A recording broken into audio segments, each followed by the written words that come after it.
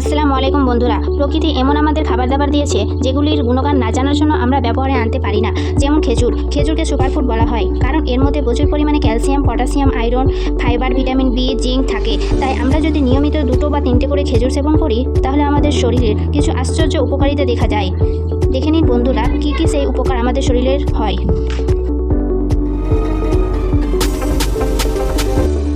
খেজুরে প্রাকৃতিক শর্করা থাকায় খেজুর আমাদের শরীরে প্রচুর পরিমাণে শক্তি যোগায়। হজমে সাহায্য করে। ফাইবার সমৃদ্ধ হওয়ায় এটি হজম ভালো করে ও কোষ্ঠকাঠিন্য কমায়।